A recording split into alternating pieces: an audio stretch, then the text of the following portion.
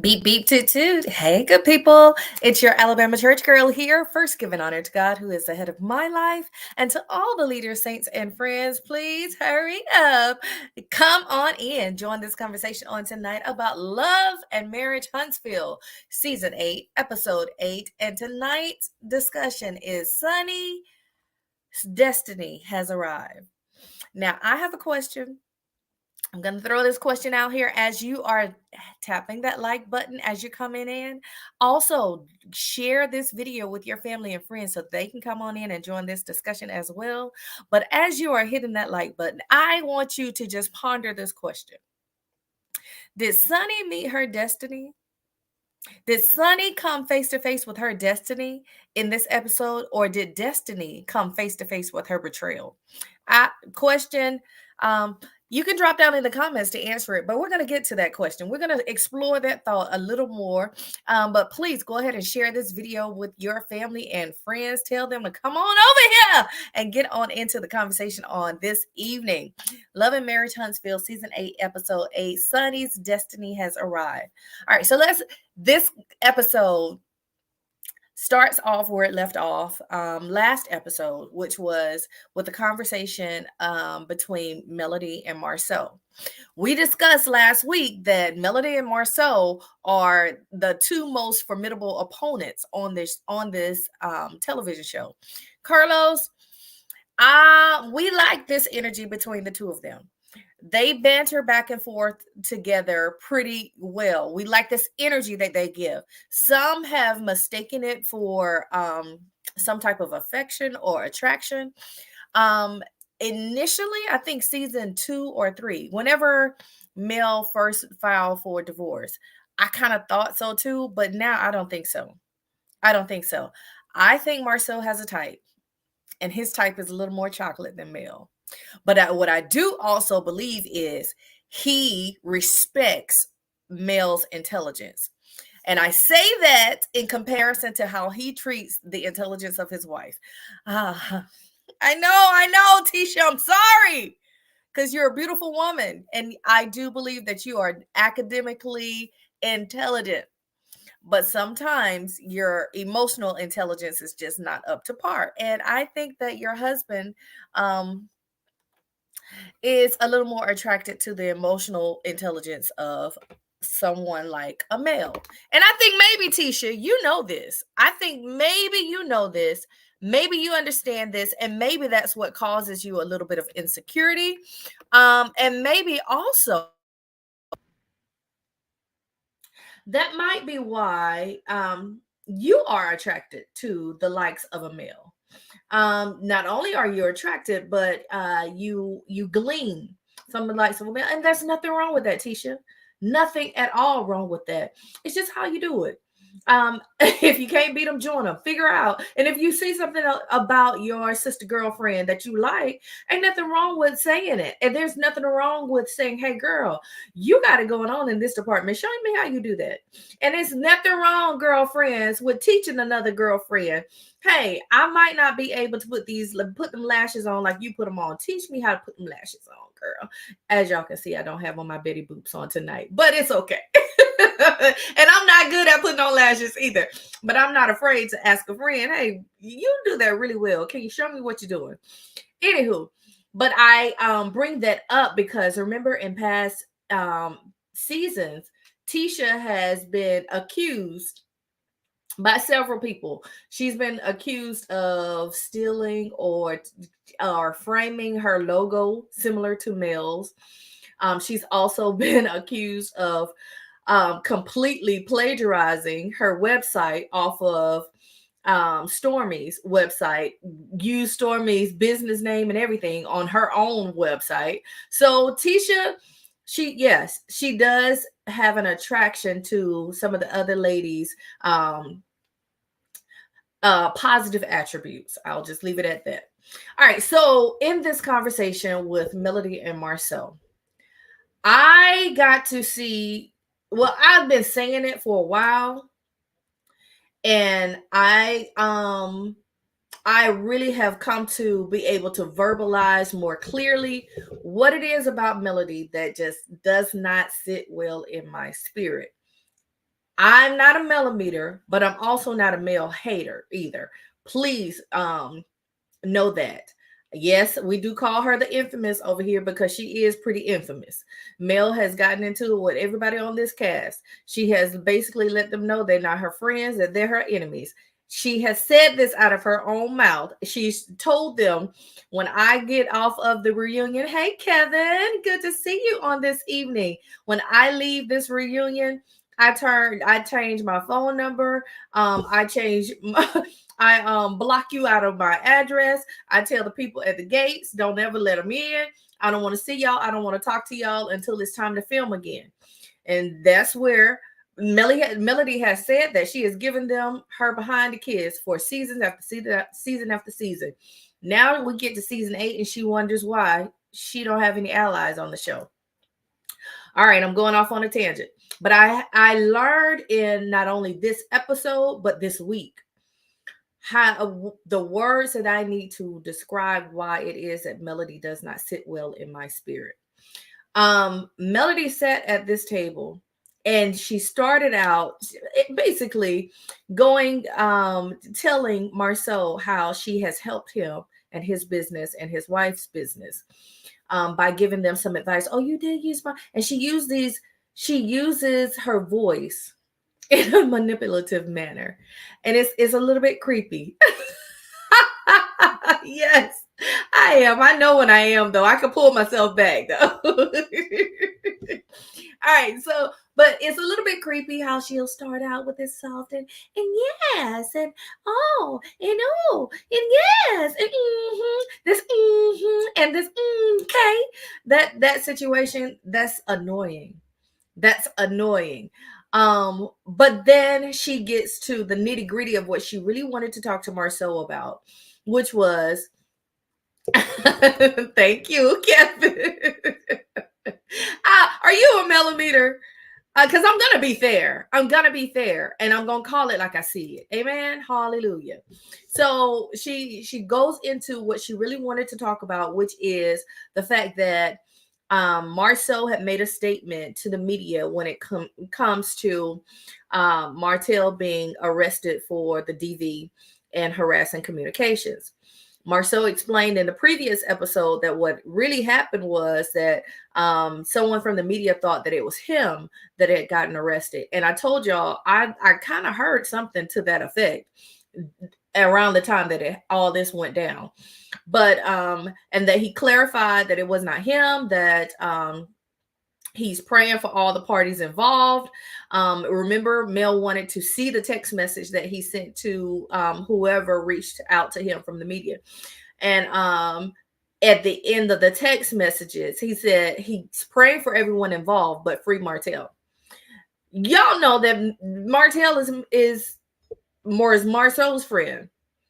They were friends before he knew a Melody.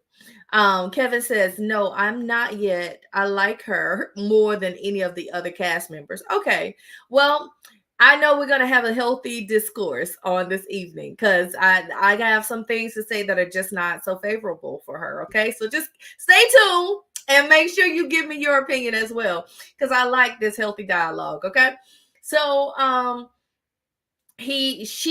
that's when Mel basically drops the gauntlet, like, okay, now I got you. How dare you? She's cussing and cutting, getting loud in this business. Whoa, ma'am. Whew. Come back. What happened? All of a sudden, because something didn't go the way that you wanted it to go, now you just lose all your manners, all your morals.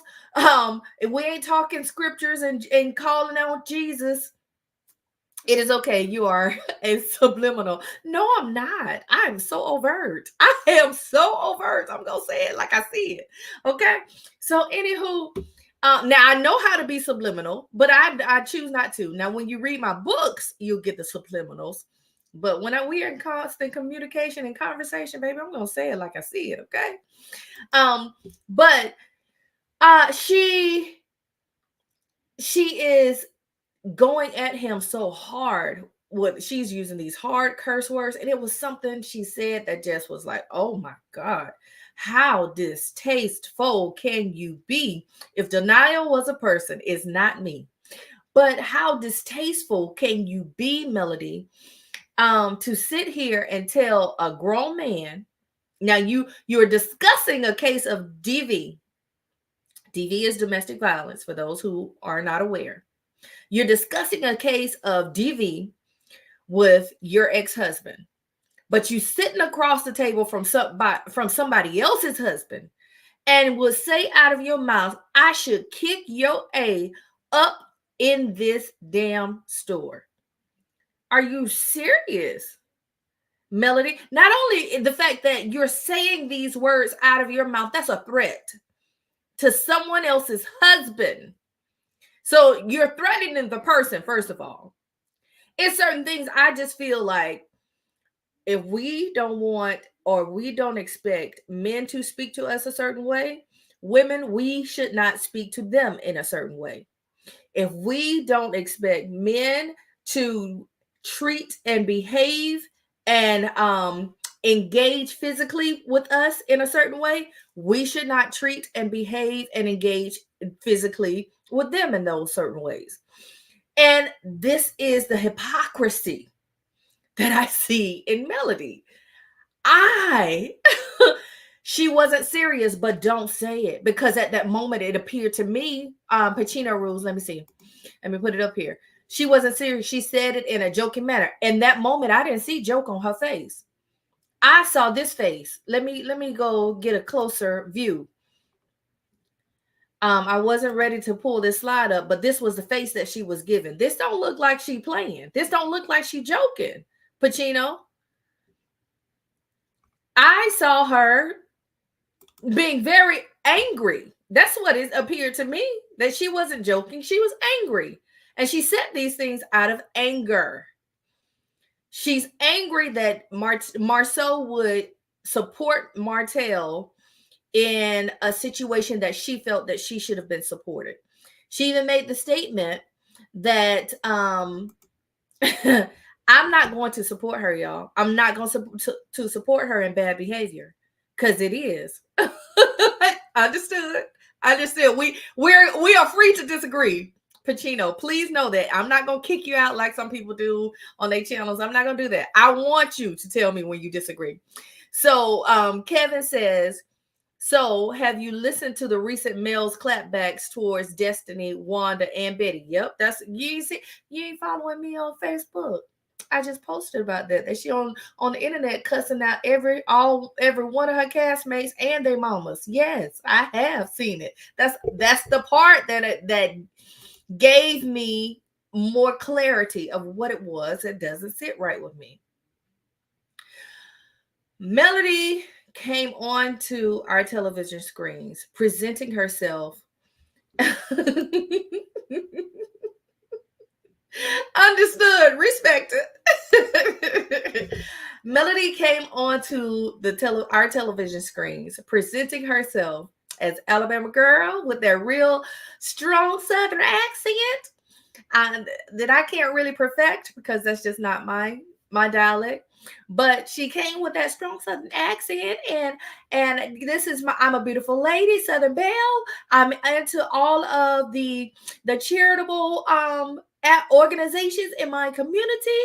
I am the girl of pearls, and I do all this charitable donations to the community. I'm doing all this work, and which is good. And she made herself appear as a run of the mill Southern Belle church girl. She's beautiful. She's gorgeous. She was married to this attractive man. They have these beautiful children and a picture perfect situation of her life. She's holding all these scriptures all the time, presenting herself as a church girl. Y'all heard, if you were here last week, you heard what my other friend shared, because she actually participated in a church with her.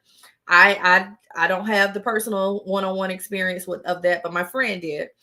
Pacino says, Kevin, in those clapbacks, she was truly angry.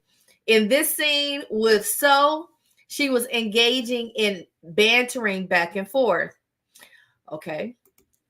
Kevin says, as a viewer of the commentary, it comes off biased. I'm just saying. Of my commentary? Okay, so let me further explain. But I wanted to latch on to her brand of church girl, Alabama church girl, similar to me. Yay. I was trying to find an identity. But her behavior was like, no, not so much. But she's quoting scriptures and giving motivational speeches. But no, this behavior ain't lining up. And that's really what throws me off. I see hypocrisy in there that I cannot align with. I cannot. I am not perfect. And I don't expect anybody else to be perfect either. I don't expect anybody. I know that no people are perfect. But what I do expect is that your yay be yay, your nay be nay. Just be real. Don't paint pictures that you really truly are not portraying in your life. Just be real. And then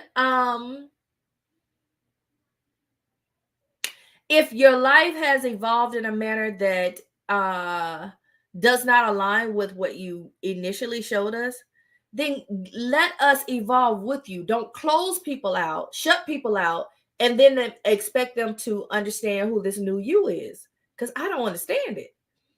And that's what it feels like Melody has done. She cuts people off, closes people off, and then she has not explained, well, what was happening with you behind closed doors to make you now you're showing a different brand.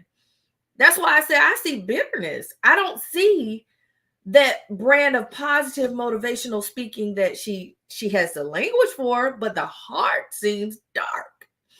Okay. So Pacino says, I actually think Melody was very mouthy in the first two seasons towards Martell.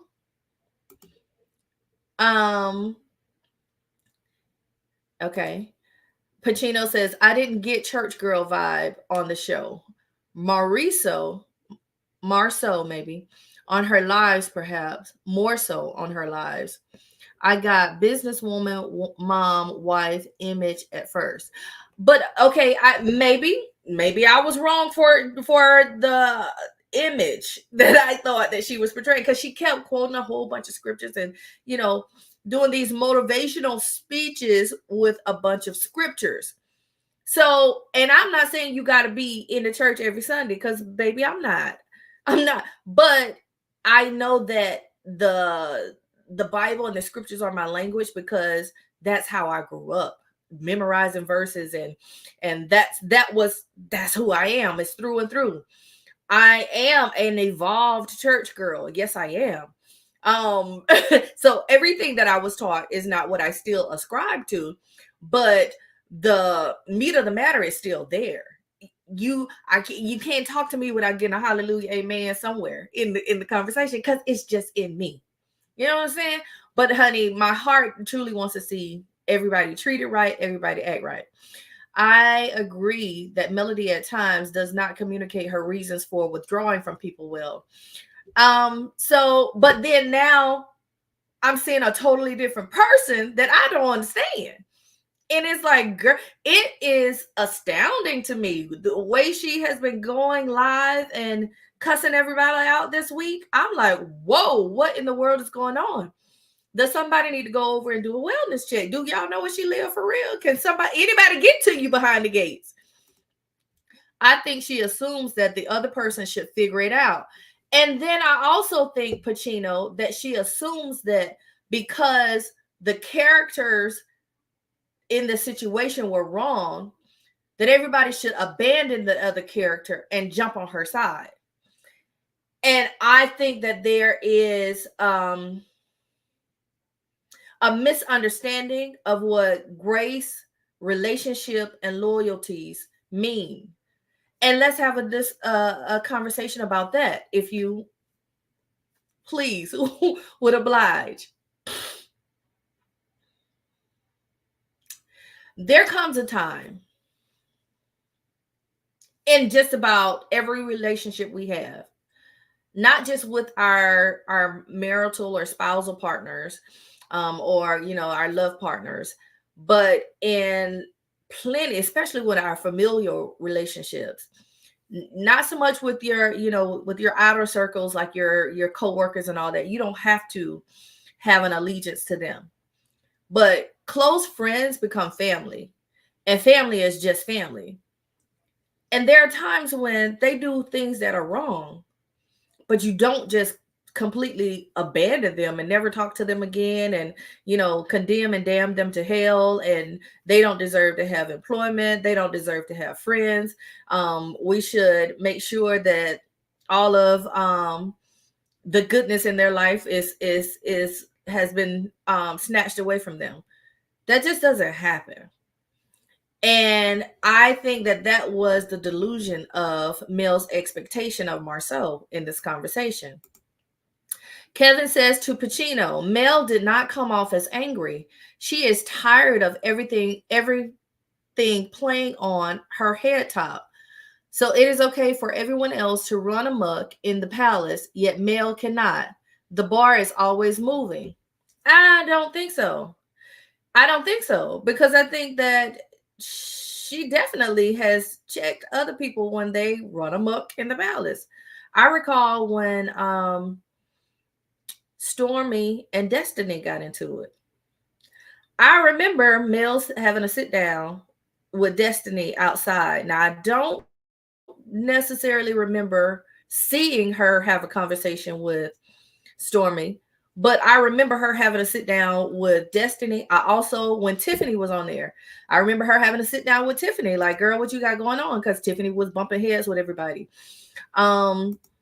So it's almost like, that like her HR duties, she was correcting them when they were running amok.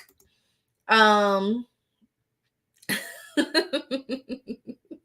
told you it's okay, Kevin. We all right. I still love you the same. Pacino says to Kevin, to me, she looked mad as HELL for a couple of days after that Wanda live. Yes, even before then. And we're gonna get to that as well. But let me move forward, because y'all know I can talk now. When it gets to talking about stuff like this, I can talk.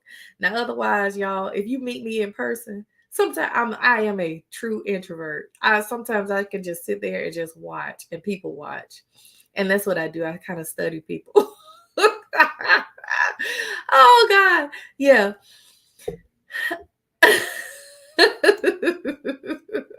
All right, I like this. I like this healthy conversation here. But yeah, so I think that it was a little bit delusional for her to expect Marceau to just because he saw DV immediately abandon his relationship with Martell and jump on her side and call her and check on her. Because that's what she asked. And he said, listen, I know what would have happened if I had called you. You were going to ask, new phone, who this? Because you shut us out your life, girl. What you talking about? But that's my boy. And we've been boys for over 20 years. So yes, I have some support there for in this relationship. Now let me explain something. The reason I understand it so well, because it recently happened to me and my family. My son has some friends that have been like his brothers.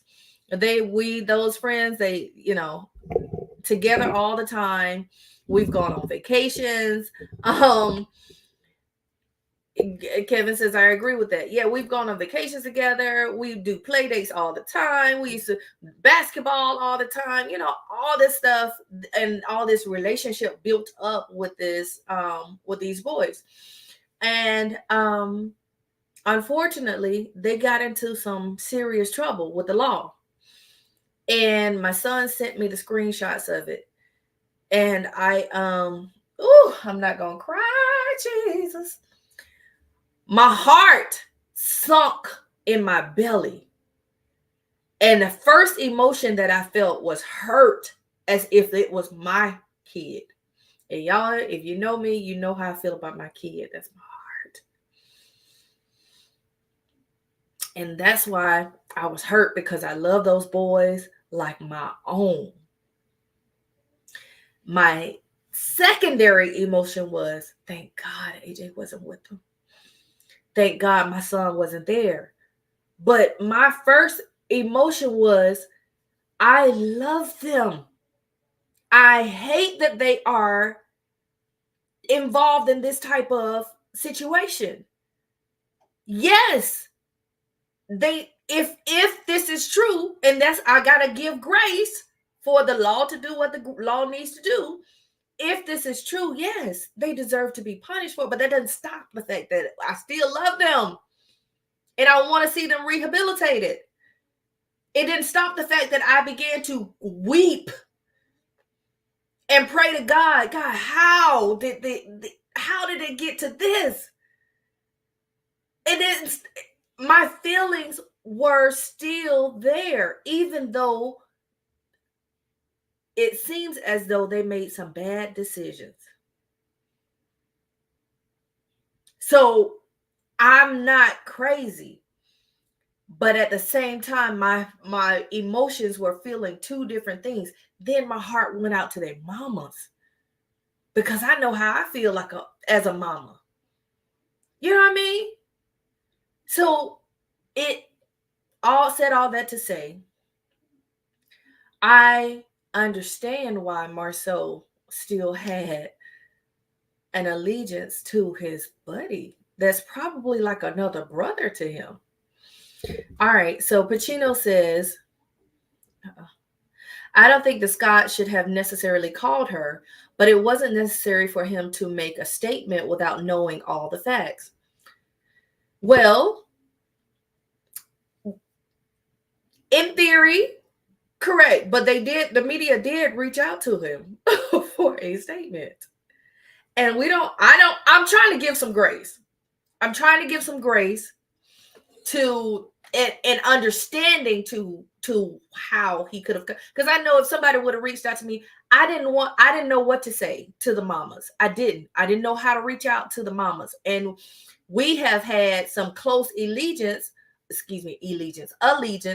to each other, because when I couldn't be there for the boys, then one of them stepped in to be there for the boys. When the other one couldn't step in, then you know what I'm saying? Hey, friend. So I didn't know what to say, so I didn't say anything. But if somebody had reached out to me, I don't know what I would have said in the moment, because my emotions were all over the place. That's what I'm trying to say. But in the big picture of what I'm saying is, I think it was unreasonable to expect him not to have any type of allegiance to his friend that may be like a brother. Free Martell part was unnecessary. I do agree. I do. And y'all saw that they did the same thing with Marceau when Marceau got locked up for DUI. Did y'all see that video of them? What they say? Free Marceau. It wasn't free Marceau. Free my nigga. So is what they were saying. Yeah. So yeah, I agree with you, Pacino. It was unnecessary. But okay, so Mel and Martell have this conversation. She right. And so I don't know what happened, or the editing was a little shifty in the video. Pacino said she did see the that video. But I don't know what happened in the editing of this scene. I don't know how long they were in this little coffee or tea shop, but somehow I don't know if it was a deflection for Mel and Martell, but like I said, these are formidable opponents to each other. So they were jabbing and jarring back and forth. You know how when you watch a good boxing match, this is what it was, and this is what it gives when you are on the same frequency as your partner next to you or in front of you.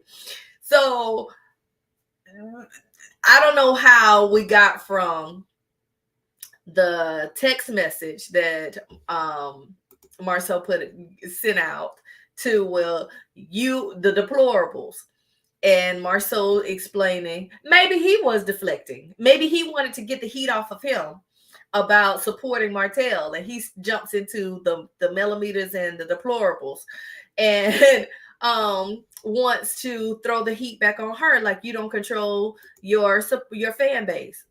And let me go back over here. So Melody is jumping and jarring as well. Well, you can't control your mother-in-law. And I want them to stop talking about these people that are not on the show. The whole cast talks about the millimeters like every single scene this episode. And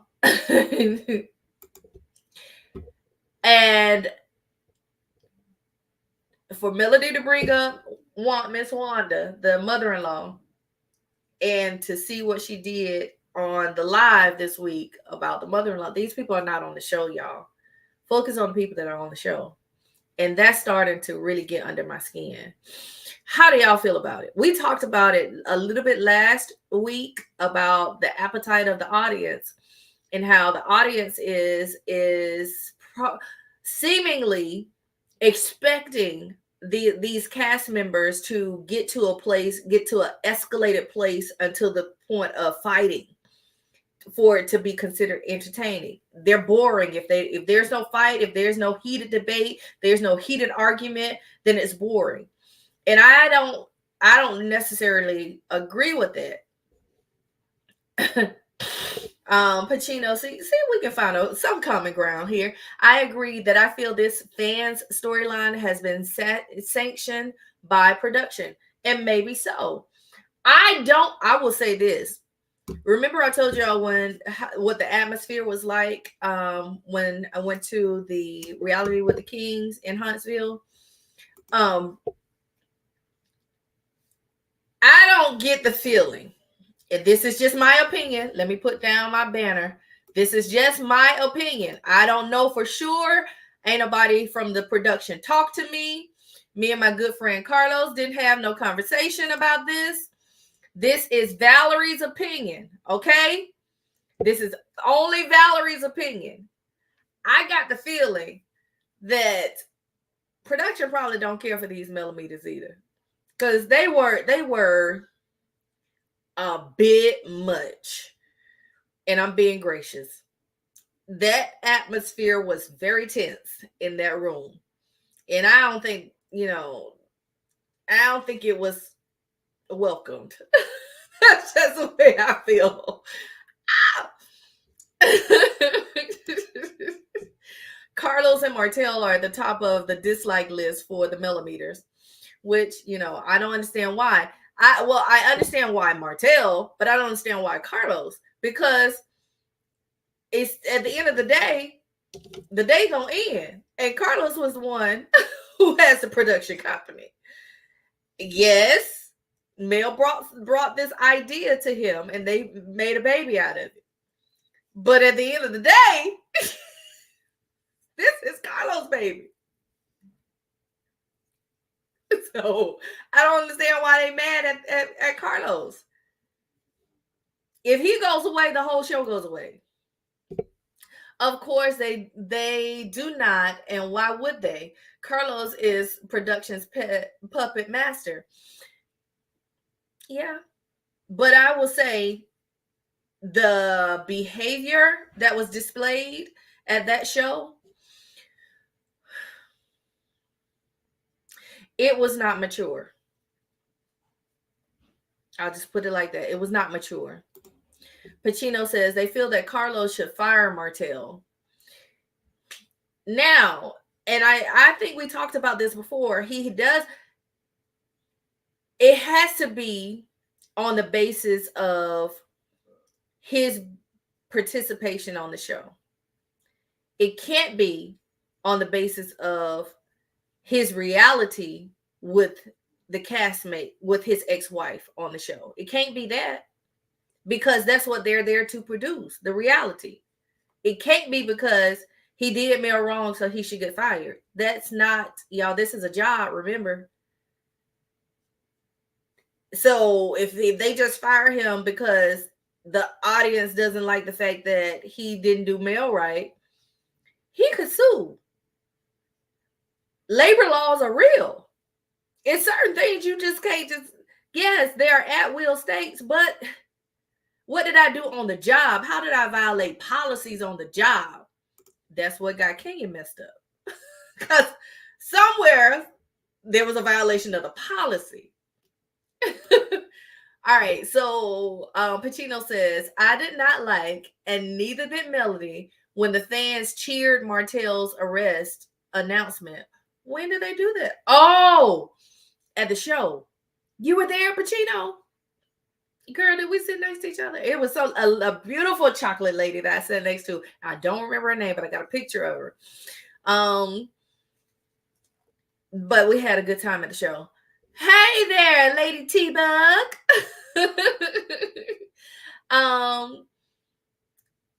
Yeah, I don't like that either, because hey, given the same situation, like I said about my boys, I don't like if they, chances are they did what they are being accused of doing.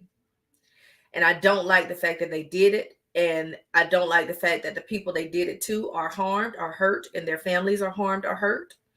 But at the same time, I still will feel hurt if somebody cheered the fact that they potentially lose their lives behind it as well. It would hurt. It will hurt because you still have love for people. And that's just the nature of having community. Being in community with people. Okay, Pacino says, are you in Alabama?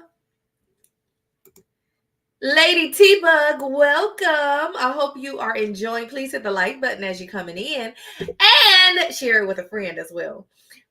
So something that Marcel takes away from this conversation with Mel, it jumps from the millimeters to now your mother-in-law. And Marceau is like, all right, she got me. Checkmate. So Mel jumps up and flies out with her coffin. She's gone. She's out of there. Okay, cool beans. But he then goes, we transition into a scene with Marceau, Tisha, his wife, and his new project manager. Oh my God. Y'all, before I pull this definition up, I just want to remind y'all, didn't we talk about the fact that it's possibly, now I want to take some creative liberties with this interpretation of this next scene, okay? Well, didn't we talk about it's possible that Tisha and Marceau have an understanding? It's possible. The allegedly banner is down below. So these are my thoughts. These are not facts. I don't know. I don't live with these people. I don't know what they got going on in their household. I don't know what their marriage contract says. I don't know none of that. These are just me taking creative liberties with the interpretation of the storyline that they have presented on this reality TV show. Okay, so don't get mad. Don't get too mad. Please don't get too mad at me. But this is what I saw. Let's let that simmer for just a moment as you hit that like button. Thank you. Yeah, so Pacino says, you talked about that last week. Yes. I think she's come to an understanding. They've come to an agreement. Remember I told y'all last week, I thought that Marceau was visiting Tisha at Tisha's house. And yeah, there was no other reason. What was the reason? Let me put it that way. Because I'm ready. I'm finna go somewhere with this. And this is real far left, okay? But asking for a friend. What was the reason for us to see this scene with Marceau, Tisha, and the project manager? They have not shown us any of Marceau's building projects. So why do we need to be introduced to the project manager? Her picture is larger than the other two on here for a reason. Do y'all see what I see? This lady is absolutely gorgeous. She looks like a younger version of Tisha. Maybe a little taller, maybe a little thinner. But she is absolutely gorgeous. Cute chocolate girl. Does Marceau have a type, y'all? I'm being messy. I am. Because all three parties in this picture are married. But what my spidey senses got tickled with Tisha's nervous giggling. She was just giggling throughout the whole conversation. And now Tisha came in there looking cute, y'all. Tisha is a beautiful lady. Yes, she is. And she's a pink and green girl, but that blue looks good on you, Tisha. That's my favorite color, by the way, that royal blue. But that blue looked good on her. Even the blue eyeshadow. Everybody can't do blue eyeshadow, but I think Tisha did it okay. I ain't gonna say it was perfect, but it was okay. It was pleasing to the eye. That chocolate and that royal blue looked good, girl. It did. But Tisha came in there looking drop dead gorgeous. And she kept giggling. Like, girl, why you laughing so much? Y'all talking business. And she just giggling through the whole conversation.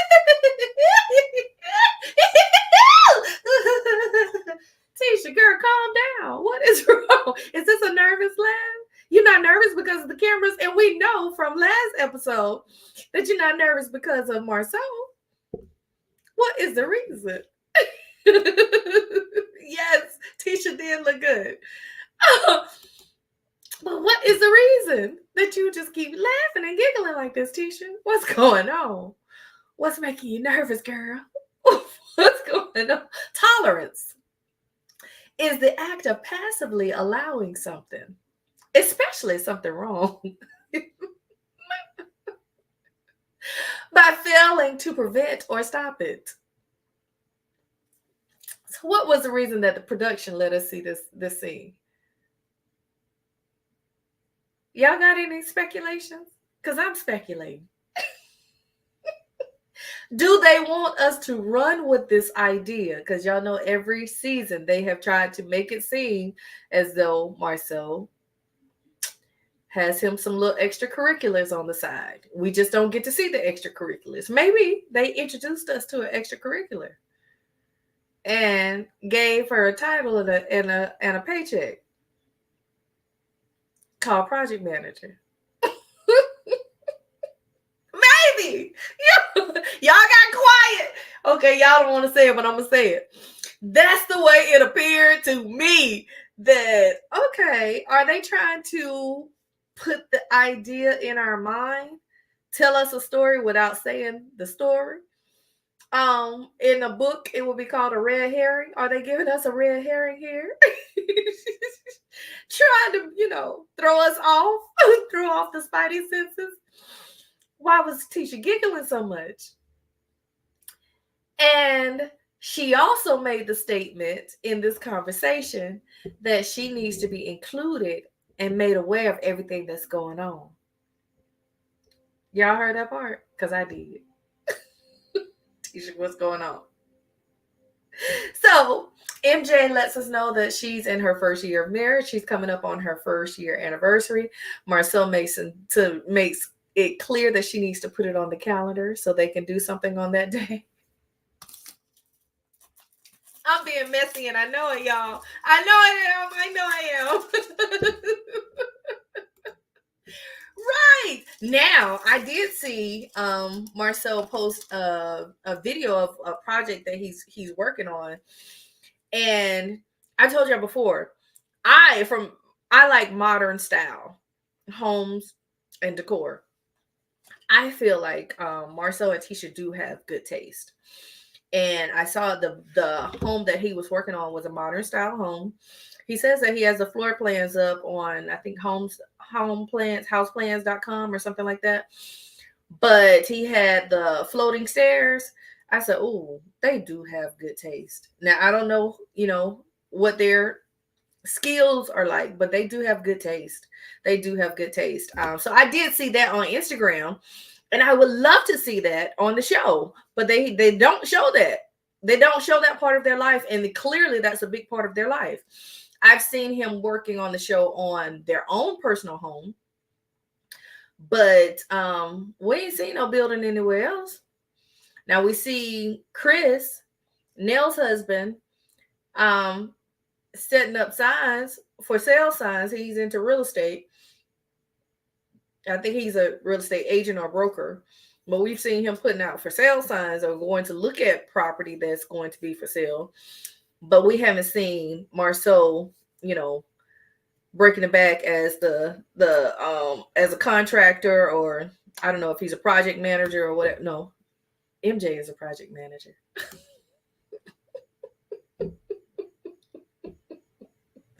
Are you being shady, Kevin? Ew. So they excused MJ. To me, it felt like a long conversation with MJ that they allowed on the screen. Some other stuff that's been left out. They say the Black Expo couldn't make it, but MJ made it on the scene. All right, y'all, now let me leave it alone. Because I don't want Tisha to be mad at me. Tisha, girl, I love you. I do. I want you to get yourself together, get some help. But girl, I do love you.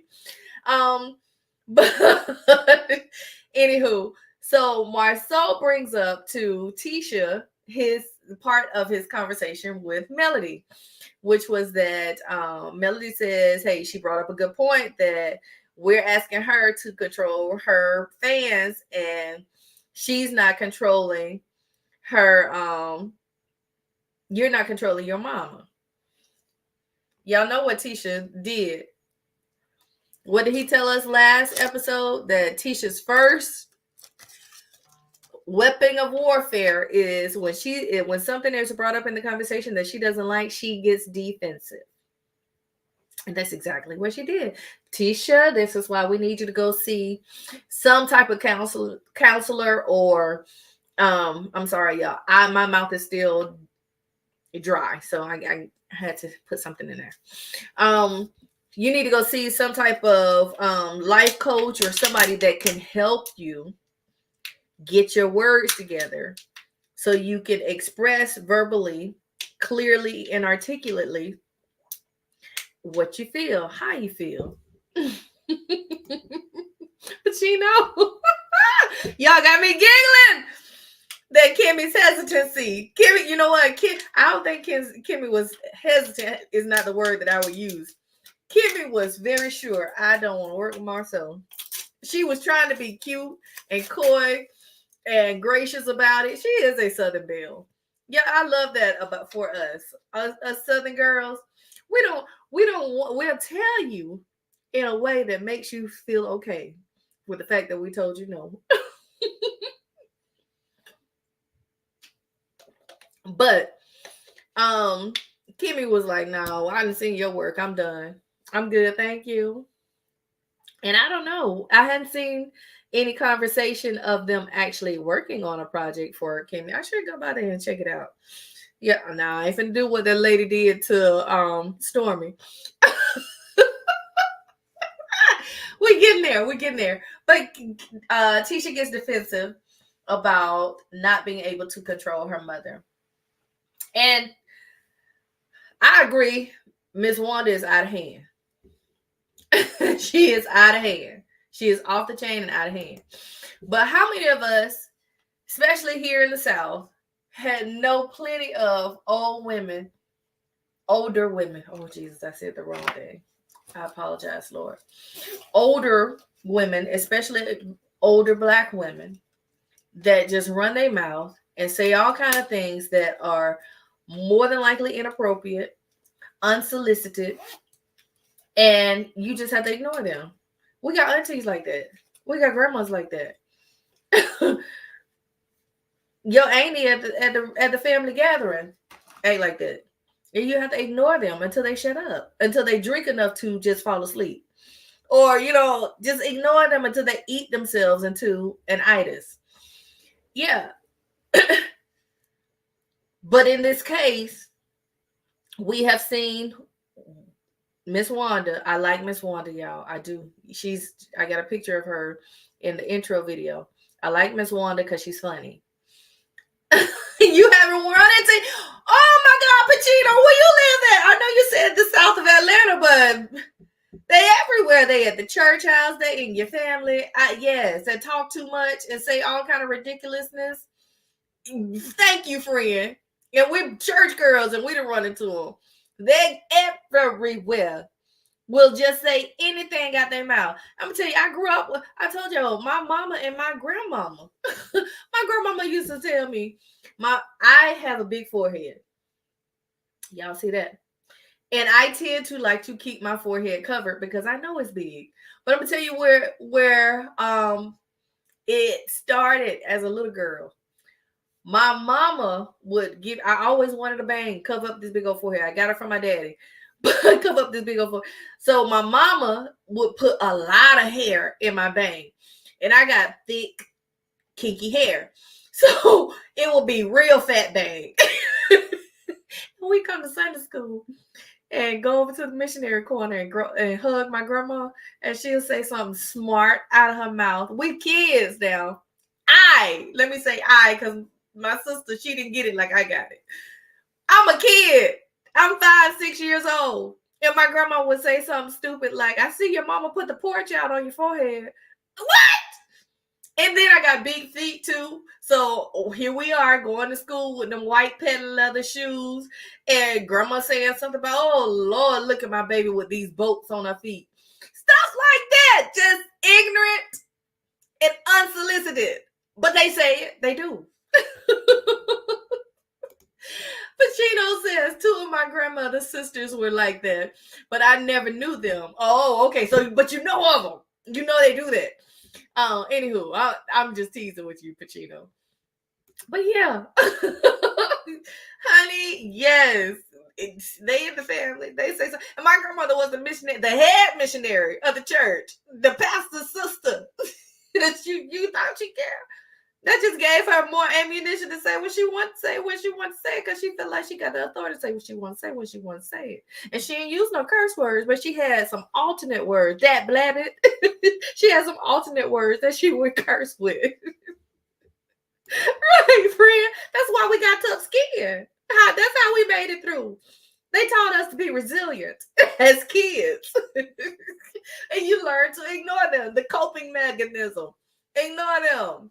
Don't give them no energy. Don't give them no smoke. Anywho, so Tisha is like, she don't want to talk about it. She want to, she can't. What does she call them? She says, Mel wants to activate her millimeters, but I don't activate my mama. Okay, but Tisha, y'all playing the same game. Mel will not, and she refuses to come out here like Caitlin Clark had to do and give a statement and say, I don't support what my fans are in support of. I don't support that ideology. She didn't dismiss the fans, but she gave a real good, clean statement without dismissing her fans from their attention towards and love and affection for her. But she distanced herself from the ideology that they are portraying in the public. That's all that the people want from Melody.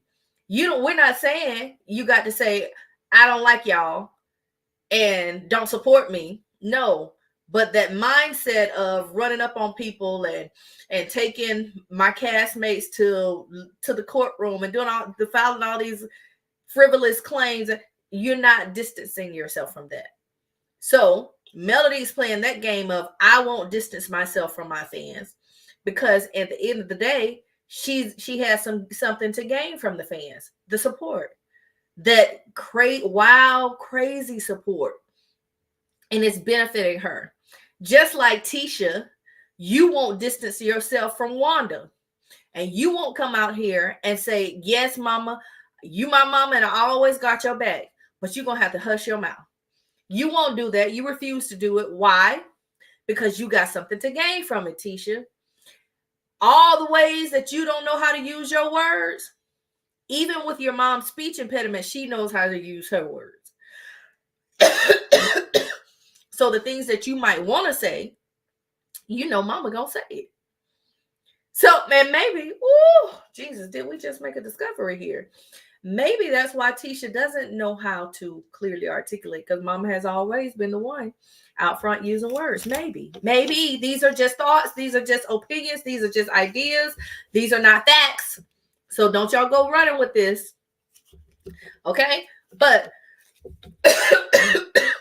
so both of y'all are playing the same game. Y'all, I'm sorry for coughing and carrying on, but my throat is still sore. I told you I had strep throat last week. Anywho.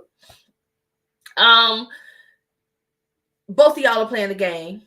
Marceau is neutral enough to say, yeah, she got some work to do and you got some work to do too, wife. Tisha is still upset that here you go again, calling me out in front of these cameras. All right, Tisha, we're going to leave you alone with that. But then I want to go over here to this situation. And I'm going to share my screen because, like I said, I'm sick and tired of the cast using characters that are not on this show to make TV. Can y'all see this? Let me know if you see the screen.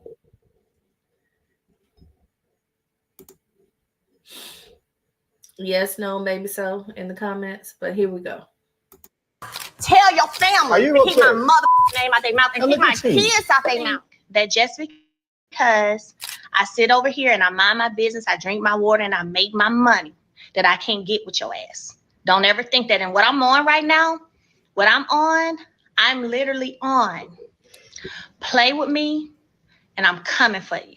I'm not, that's just the energy I'm on right now. I'm just being honest. For every lie you told, I want something. Prove it. Not playing with you. I have no more the little soft spot I had. Because let's be clear. Me and your daughter talked on the phone back in maybe December. She texted me that I have him. Y'all sleeping with my ex-husband. I ain't slept with him since I left him in 2020. Lying. But you're gonna have to prove it. You have to prove this. Nobody's playing with y'all. I make money to shut up hoes like you. You a hoe. You always been a hoe. And you know who got a damn husband and a boyfriend? Wanda. Look, laughing at your ass. It's so false. You just make up stuff. Just make up stuff. You hear how your mouth run and how you speak? Male or female judge gonna hand you your ass. They gonna do it. You just vile. Just vile. Just vile. Oh, disgusting, embarrassing. My gosh. I tell you what's embarrassing, having a mama like you. I tell you what's embarrassing, having a grandmama like you. I tell you what's embarrassing, having an auntie like you. I tell you what's embarrassing, having a motherfucking daughter like embarrassment. Now, don't think you're going to keep coming up here up on this goddamn internet playing with me and think I'm not going to say nothing. Because the only deplorable that I see is you. You. And you old enough to be my mama. I'm 38. What's wrong with you? That's why your ass couldn't graduate school. Too much in everybody else's business, just messy probably. Go do something productive. Get a GED shit. And you always got something to say. Always got something to say about my honorary doctorate. It's because I did some shit that's honorable. Now, how about you go be honorable? Do some honorary type shit, like finish middle high school. Whichever you was posted up tonight, wherever it was with that ugly ass food truck, purple ass food truck, look broke down on 2 wheels in the back. That's where you were. Here's where I am. Okay? Here's where I am. We ain't the same. Our money ain't the same. I'm about to show you how much of not the same we are, my girl. I have movers for when I need to make a move. Okay? Miss Lil U-Haul. It's just, listen, y'all. Listen. It has been ridiculous. All these claims, all this stuff that's not true. And it's 2024 and I'm not playing games about me and mine now day of the year. Jay, why you laughing? Because I'm straight serious. Point blank. Not playing now day of the year. You do too much, Wanda. Lil Wanda. And I know you've been thinking that I wouldn't say nothing to you because I be so quiet. But ever since I revealed that your baby daddy been in my DMs, you been on one. But where's the lie? Oh, I got the receipts. Where's the lie? Oh, you look good. I wish you my red phone that god dang it. I wish I had the red phone. Looking good, baby girl. Oh, keep it up. Ever since that, you've had a problem. But where was the lie? And if you didn't care about it, why are you so upset? Why are you so upset if you ain't care about it? Why are you so mad about it? Ever since I made that comment, you've had a problem. Did it hit you like that, Wanda? Because what I like to know is, who is your daddy? You want to try to dig and find all this stuff, and you so invested in my family, and you saying so much. It's just, you old enough to be my mama. You not finna do nothing. You ain't about to whoop nothing. We know that to be true. All you do is run your mouth. And anybody who run their mouth as much as you do ain't finna do shit. Ain't about to do nothing. Let me tell you something. The only thing that's whack is your whack ass hairdo and your whack ass ugly looking food truck you had in your background today and your whack ass food. That's what's whack. Real talk, lady, I ain't seen you and I don't know how. I should kick your ass up in this damn store. I should kick. Y'all, question. Should we be concerned? I am. I'm a little bit concerned. Right. They're red phone Pacino. I am. Kevin says that this is what happens when you poke the bear too long. And I do understand her humanity in this, that we get tired. But at the same time, I'm still concerned because when you have opportunity and platforms that have been extended and given to you that are not given to and extended to just any average Joe Blow, the expectations of you are higher and the margin of error is slim to none.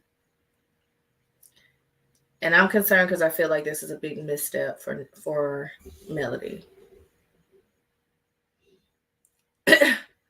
Like I said, I don't see eye to eye with her and I can't buy into her brand. But woman to woman, I care enough to not see her blow her platform and her privileges like this. This is not a good look. And you can throw tomatoes at me, Kevin. I can throw some Uzis back, but I'm gonna refrain tonight. This is not a good look. And I'm going let's lean into this bias situation. If it was Dr. Heavenly on her Instagram going in like this on Mariah's mama, and we know Mariah's mama has been a little tonguey. She's had a lot to say too. Will we be okay with it?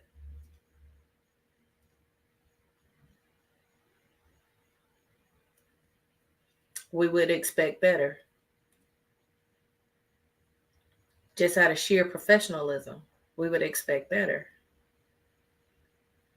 If it was Candace from Real Housewives of Potomac on her Instagram going in on Ashley's mama, would we be okay with it?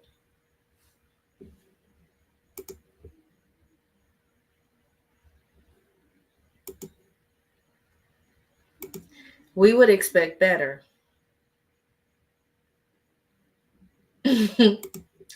Right. It wouldn't be a surprise because we know Dr. Heavenly can go. Like she like to say, I'm from Florida and this is how we do it. And the 305 is what they claim. But even when she said your mama on the screen, just the words, the two words, your mama, blew up her spot to the point that her employer had to start asking her not to say that because it's inflammatory. Don't address this lady's mama.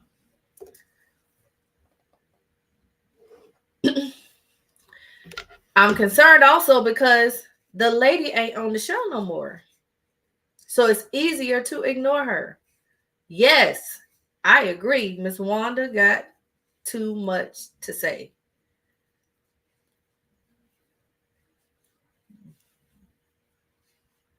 But it's easier to ignore her because she's not in your close vicinity anymore. And I also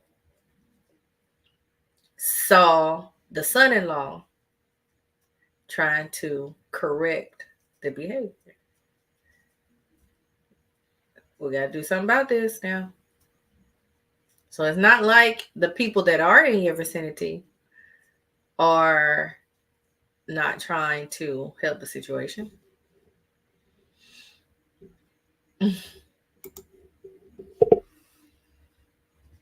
If we saw Candy Burrs, Mama Joyce is a whole lot of. We saw Candy Burrs on her Instagram going off. Who was it that she got into it with? I ain't seen nobody. Let's say, for instance, Portia. Candy on her Instagram going off about Portia Mama and saying a lot of cussing out Portia Mama and this and that and the other. What would be okay with it? That's the part. That's the part. I don't want to have a biased perspective and biased values.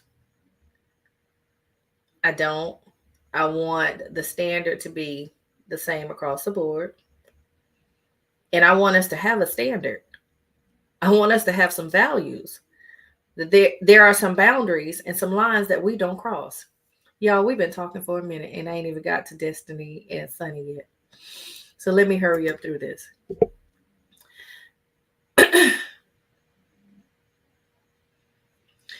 Kevin says, you disrespect me for a period of time, yet I give continued grace. All bets are off now. Sorry, not sorry.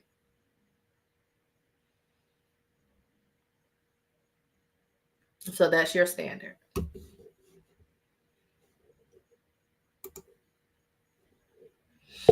So a different conversation came up about I was talking about some athletes, and I was having a conversation with my nephew about Shikari Shikari Richardson and John Morant. And we were talking about, both have made some mistakes in the public eye and missteps in their career. Talented, super, super talented, probably some of the best in their field. Shikari is proving it now. Now, I was saying that I love this redemption story for Shikari because she made a mistake. She got herself together, and it appears that she's back on the right track now. And I appreciate that type of redemption story. And my son brought up, well, with that type of ideology, Mom, then what do you say about John Morant? I said, well, John Morant is subject to lose some of the benefits and the profits that he has gained from his platform on the basis of he not only made a mistake, he has done it several times, and he seems not to care. Well, the things he did was not illegal, right? They're not against the law. But you've been given a platform and you have been made to be a brand. And now the presentation that you are putting out to the public does not align with the brand. So the sponsors of the brand can pull back their sponsorship of the brand. That's why I say, yeah, it wasn't illegal what he did, but you might want to reconsider the behavior because it could mess up your platform. And that's why I didn't like this for Melody. I didn't like this. Shikari has a very solid team around her. Yeah. And that's the part. Pacino, I asked the question, should we be concerned? Who's around her advising her? Has she pulled away from so many people that no one can get to her to advise her? We saw her in earlier episodes with a group of ladies, but are those the ladies that can pull her coattail, or are they the ladies that are going to be her yes men? Because we need friends in our life that will pull the. I remember we finished the segment. We need like friends in our life that can pull our coattail and say, girl, stop. Put your phone down. Get off the internet now. You got too much to lose. And these clips that I played, most of them were from one particular live, but there have been several lives that she's done. So it's been several days that she's gone back and from Instagram to TikTok to do this. And these clips, she was cussing out Marcel and Wanda, but recently I'm over it, y'all, so I can't do too much of that. She's been cussing out Stormy and Stormy's mama and Destiny, and she wants to take everybody to court, and everybody gonna pay her for lying on her. And is that reasonable? So back to the question, should we be concerned? Is it reasonable that every time somebody come out publicly and lie on you, you take them to court? Is that reasonable?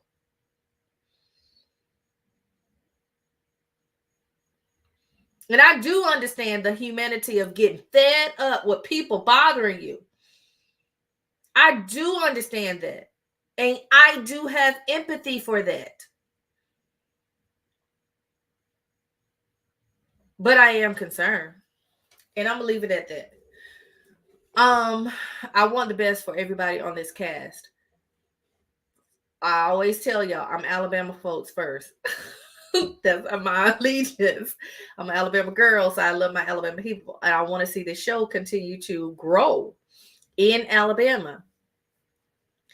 But I want the cast members to be healthy as well, healthy and wealthy, because your health is your wealth and mental health matters. Amen. So let's move forward because I don't want anybody to feel like I'm just, badgering this lady. All right, let's move forward. So, Destiny and Stormy have a quick scene together where Stormy is making Destiny aware. Stormy is doing her due diligence now. We saw her last episode. You may give Melody the heads up that she had invited Martell to this Lovers and Friends event. Well, now we see her this episode give Destiny the heads up that, hey, I did invite Sunni and Moses to this event. Y'all say what you want to say, but I had some revelations about Destiny this episode as well. First of all, Destiny got words. She has words. she just keep it closed, cute and mute. But Destiny got words. She was getting with Stormy like, why would you even invite them? Why would you? Now the way it was edited, I couldn't tell if she was asking why would Stormy invite Moses and Sunni, or if she was asking why would you invite Martell. Did y'all understand it? Was it clear for y'all? But either way it goes, for her to even say, well, why would you even invite them? Like, girl, what's up with you? And then you could tell that, Stormy basically, it appeared that she was trying to let her know this is an all cast event. I got to invite everybody. So now my due diligence is to give you the heads up. Well, so not only did they talk about that, but Stormy let her know, hey, I also invited, I also had to tell Melody that I had invited Martell. And she was trying to figure that out as well. And they get to talking about Melody, the infamous. Y'all. Oh my God. The production was shady. I told y'all this episode 1 or 2 of how I felt about that black and white suit. That black with the white. I felt like this is some different energy over here that I can be an angel if I want to, but I got some dark energy as well. I told y'all how I felt about that black and white, that split off black and white suit and them hands covered and all the things she had going on. That Melody is a gorgeous lady. She is cute. I ain't taking that away from her, but her presentation was a little different for me. Well, Destiny's word said Cruella DeVille. And production said, oh, girl, you said you called Cruella? Let's go get you some dogs. Why production put that picture of Melody up there with that Dalmatian? Y'all, production might not be her friend. Remember when production did that to Karen Huger on Real Housewives of Potomac? And they had that drawing of what the other lady that looked like Karen. He said Destiny is the hater. Well, baby, she had some good hater words. She said, let me get this hateration, holleration. All right, Destiny got words. And she gonna give some to Sunni too, y'all. But she also, the other thing that she mentioned in this scene that was interesting, that, hey, she made some points. She says that Melody likes playing in the gray, and she expects everyone else to be black and white. And that's interesting. Now, we've kind of explored it a little bit, that she can tell everybody, y'all not my friends, Tisha, you my enemy.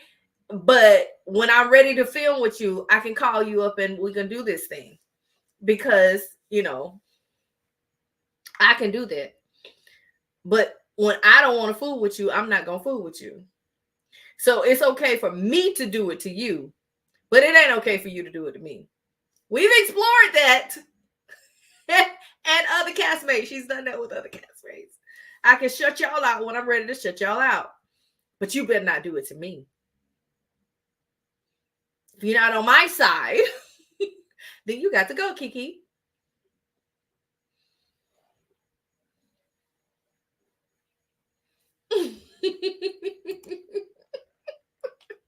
Kevin, you're a mess. Kevin says, actually, that Cruella de Vil picture was womp womp. You a mess. It was hilarious to me. It was hilarious. Like, oh my God. Because I had already kind of made the reference. I didn't say that particular character, but I had already told y'all that energy was something different. That black and white stood for something different. But anywho, so we move. Stormy is making her rounds, and now we get to Stormy at home, and hanging out with her husband, the nanny. I think it was a nanny, her kid. They all hanging out, and Courtney tells Stormy, "Hey, the police came by here looking for you." And Stormy go figure out, well, why the police looking for me? Come to find out, she got some warrants out for her arrest. Now, the situation that she brought up. Did y'all see this live when it happened on online? I did. And I remember her going the HE double hockey sticks off on that lady. But I also remember that that lady was on her property. So I have since learned that that lady that was on her property is a content creator. And y'all correct me if I'm wrong. I'm learning these other content creators, these LAMH content creators. Some of them I have already been following, but a lot of them are new to me. So I don't know the lady's name, but is this the same person that is also suing Maurice? Let me know if you know in the comments. But anywho, so Kevin says you laughing because you did not like Mel, and that is okay. It's not that I don't like Mel. I don't align with her energy. Stormy knew. She knew she had them warrants out. You think so? But it didn't make sense. Maybe she did know, because it didn't make sense for Stormy to have warrants out, because the lady came on Stormy's property, and I got the right council doctrine. I got the right to protect my property, and I got the right to ask you to get the 8 off my property if I don't want you here. Pacino says, I like BT, but I disagree with her going down there. All right, so what does BT stand for? I'm assuming it's the content creator, but what does that stand for? You can you do a private chat? No, you can't do a private chat. I'm gonna have to come up with a phone number so y'all can text me.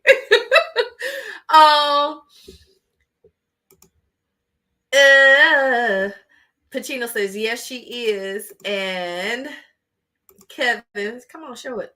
Kevin says, yeah. Oh, okay. That's the content creator. Was wrong for coming to Stormy's place of business. Now, here we go. Let's have this conversation real quick, because I'm trying to get on over here to Destiny and Sunny. But real quick, what are the rules of engagement? Because we talked about this a little bit last week, that the audience, us, the onlookers, we are getting out of hand with the expectation of these people's lives. Yes, they are expected to present their real reality on the television. But that doesn't mean that you get to come off the screen and from behind the screen and get in their face. Now, I'm saying that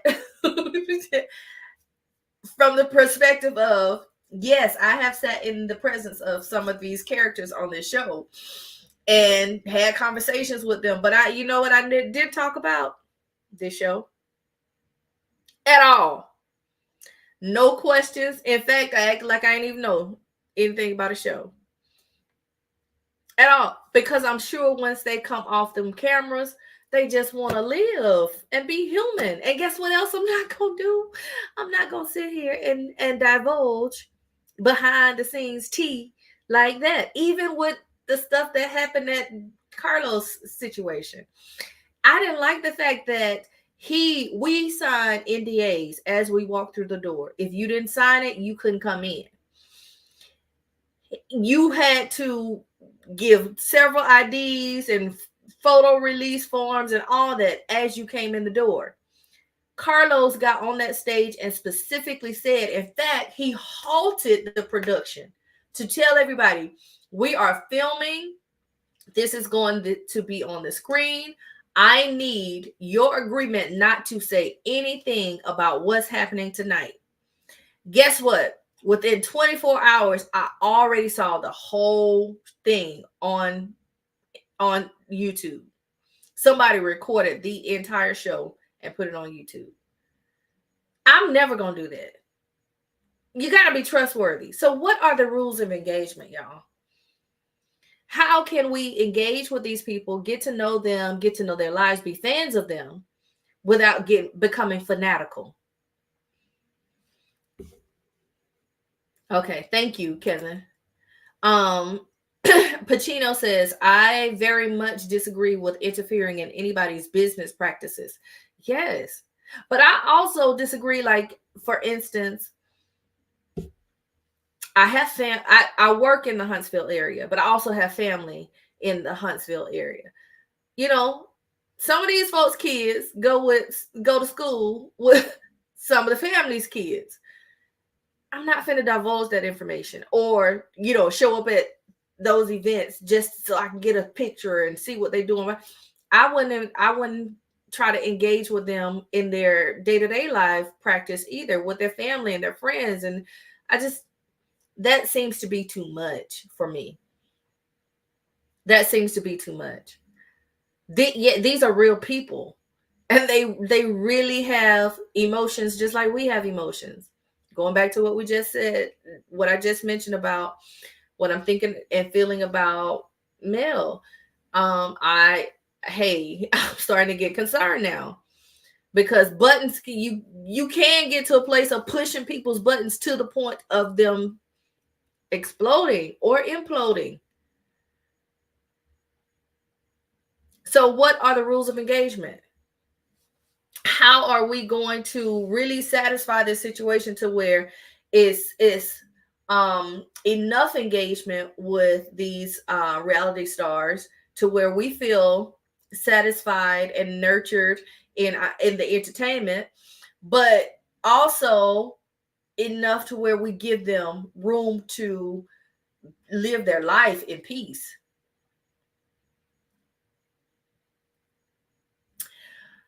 Rules of engagement are defined as the internal rules or directives afforded to military forces, including individuals, that define the circumstances, conditions, degree, and manner in which the use of force or actions which might be construed as provocative may be applied. I will say that this person who showed up at Stormy's place of business, I think it was her warehouse, was very much so acting provocatively. And Stormy made it clear that she did not want to engage like that. Now, I have heard Stormy say that that was not the first time that the person had showed up at her place of business.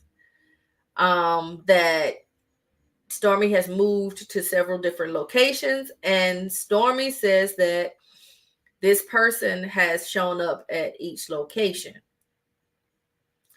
I have also seen videos of a content creator going to Kenya Moore's hair salon before it was completed, and getting online telling people Kenya was lying. She didn't have no hair salon. Ain't nothing there. It's scaffolds in the building. I've seen that. And, I can't say that I agree with that. So I'm asking, where do we draw the line? Because in every relationship, it is also important that we have boundaries. So let's move forward to Destiny and Sunny. Here's what I want to say about this. Destiny has words, y'all. Destiny, she gave Sunny a good church mother's reading. She did. But even beyond that, Destiny showed me why possibly this is just my interpretation of what I saw. Destiny came face to face with what betrayal has looked like and does look like in her life. In this scene, I began to analyze, okay, in times past, we've always said that Destiny doesn't open up. She doesn't open up. She doesn't open up. Then Destiny has a producer that clearly she opened up to, and the person that she chose to open up to betrayed her, and betrayed her so publicly that she can't escape the looks and the likes of a betrayal. Destiny is nice, nasty. Yes, I can say that. Yes, she is. Yes, she is.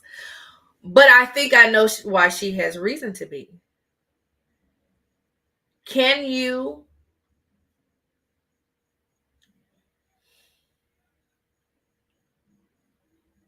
What if this is not the first time that Destiny's been betrayed?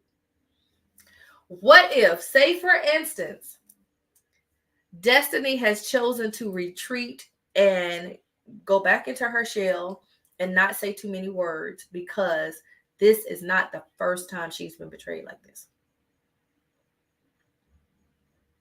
I love the fact that when Sunny comes up and walks up to Destiny, which is confusing to me.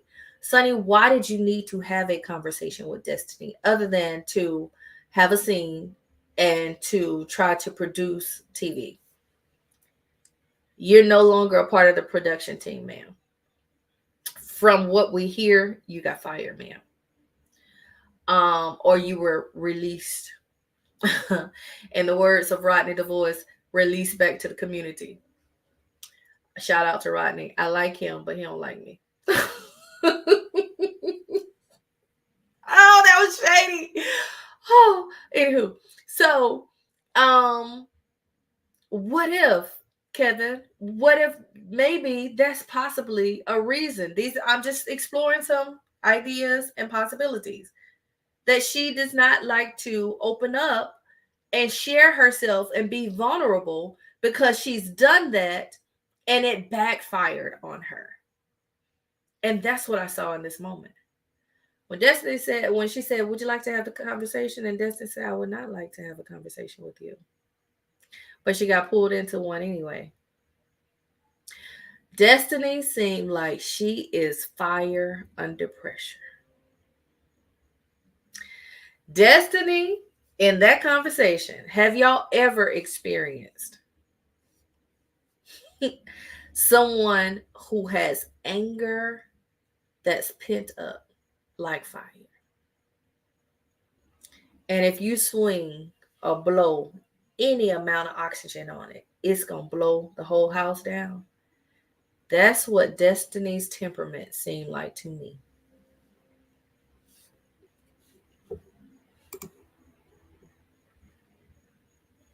Yes. And I believe that both things are true. Kevin says two things can be true. She was betrayed and is nice nasty. Yes. I believe both are true. But I'm asking, can you imagine that maybe she has experienced a pattern of, or a series of betrayals in her life that causes her to have a nice, nasty presentation?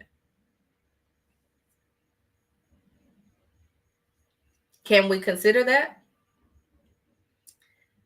Could that be a possibility of her story? Because in this conversation with Sunni, she was cutting Sunni like Edward Scissorhands. She, whoo, and she did not.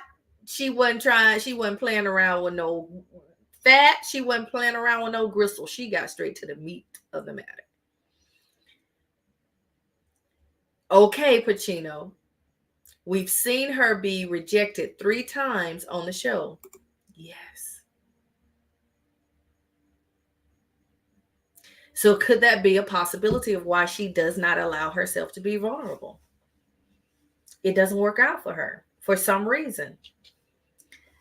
It's similar to a Giselle.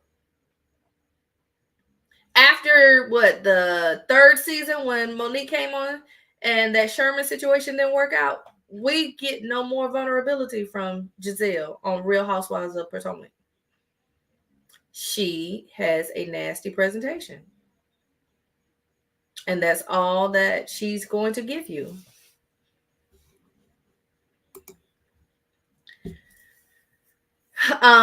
Kevin says, yes, she may have experienced being betrayed, yet hence her personality and demeanor. Yes. Yes. And that's what I think may be the case. I'm not sure. I don't know. I don't know her history, her backstory. I'm just sitting here as a viewer interpreting the presentation that she's putting before me. That's what's so good about reality TV. Now, I like scripted shows as well. I'm not a big TV person. Yes. Oh, why you calling that? Okay, so I'm not a big TV person. It's just certain shows I like to watch, and I'll go and follow certain shows. If it's something good, like I really got to get to Bridgerton. I love Bridgerton. Went to the whole Bridgerton ball up in Chicago. That's how much I love Bridgerton. And I'm a tea girl.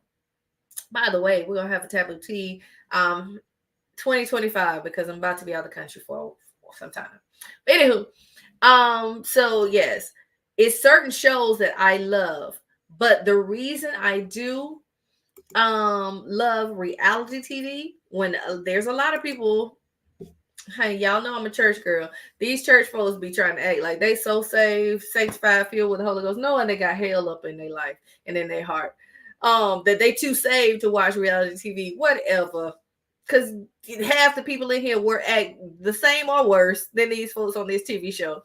But the good thing about reality TV is it's not scripted and emotions are added, whereas in the book, the author gets to determine and describe the emotions for us. Reality TV, we have to see it through the verbal and nonverbal communication. From the patterns of behavior, we get to, like I said, interpret in a different manner of what's really going on. You have to really be engaged and pay attention to know what was said without being said. So I like this. I love it. I love it. I love it. I love it. Right. Right. Some of the worst ones. But then got the audacity to sit here and judge these folks on this show. Shut your mouth. Because I'm going to call you out. I saw what you did after communion. Yes. Yes, yes, and yes, Kevin. But anywho, so Destiny boundaries. Destiny set her boundaries. I don't want to talk to you. She said after she had the conversation with Sunni, she ran to her friend. Y'all, I saw. First, wait, let's go back. Let's go back to Nell, Miss Nell, Chris Fletcher's wife, Nell, the one that Martell keep trying to call a side piece. Miss Nell, and I'm bringing that up for a reason, Miss Nell. Please don't bite me. Miss Nell looked like she'll tear my ankles up. But don't bite me. Don't fight me.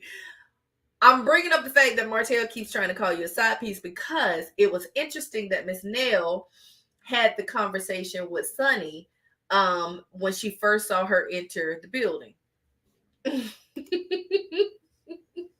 Yes.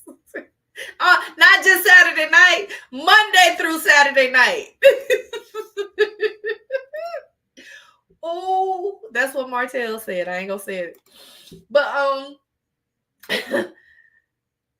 she had the conversation as soon as she saw Sunny. Miss Nell was like, hold up now. Now Miss Nell looked like she is Mother Hen.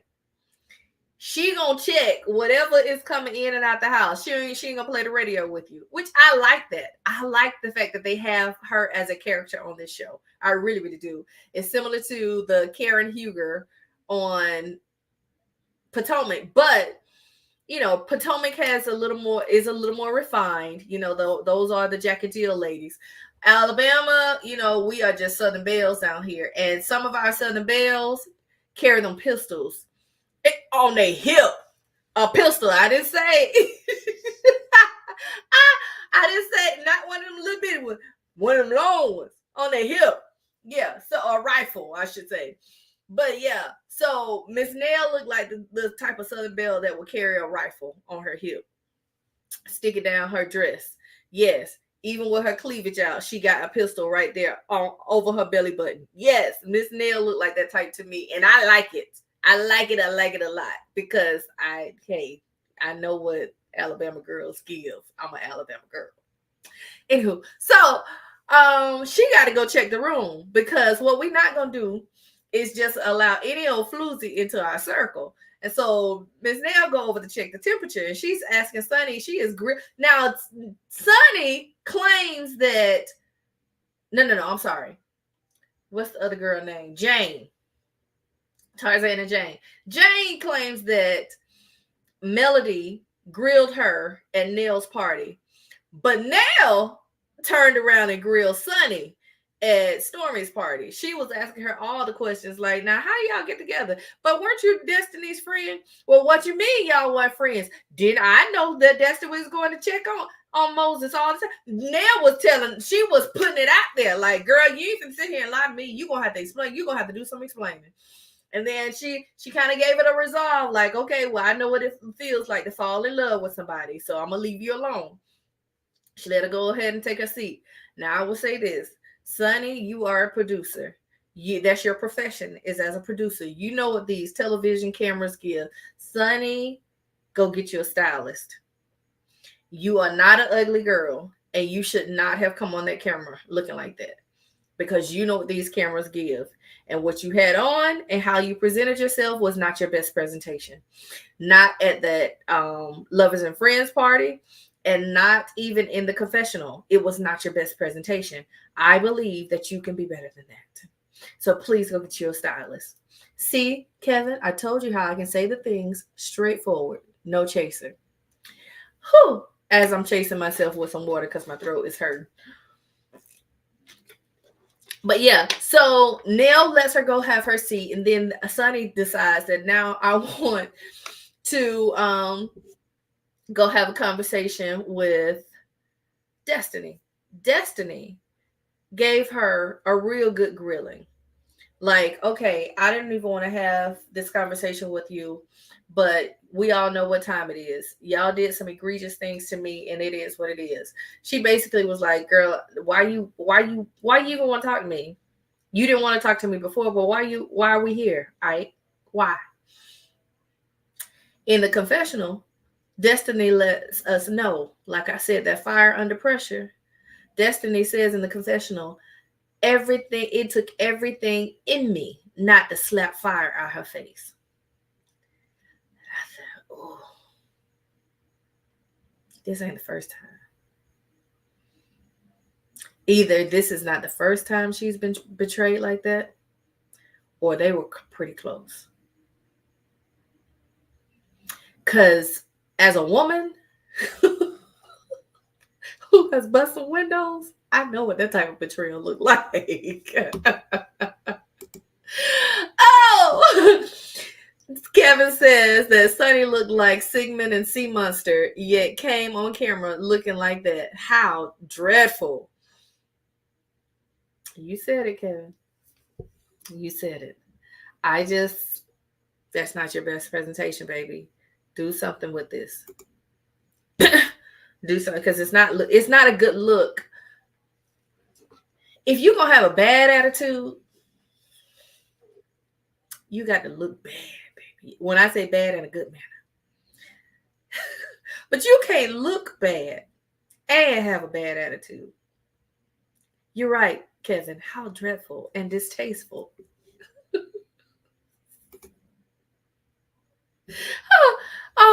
Pacino says Carlos came up with a pretty good short-term storyline. It is going to be short-lived, but I will say that Destiny can carry it on.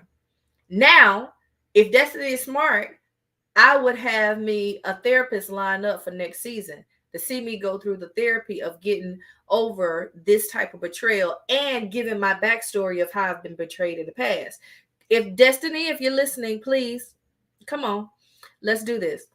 I would love to see Destiny come back because I will say this: it appears to me that Destiny has lost quite a bit of weight. She's always been a gorgeous girl, but she is given the body yaddy yaddy.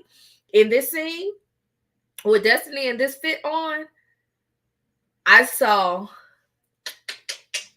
and then she had the rounds, and then I looked over at Sunni and I saw big back, big back. That jacket dress did not do Sunni any favors. She just looked like a big bag. So, Destiny, whatever you're doing, girl, if you are, yeah, we're gonna get to that too. I'm gonna mention that in just a moment. But if you are in the gym getting your aggression out, good, great, you look good. I don't know if you and Trisha are over there together, getting your aggression out, but both of y'all look good, and I'm very proud of your presentation, Destiny. I would love to see Destiny come back next season, but she has to come back allowing herself to be vulnerable and exploring her storyline for real.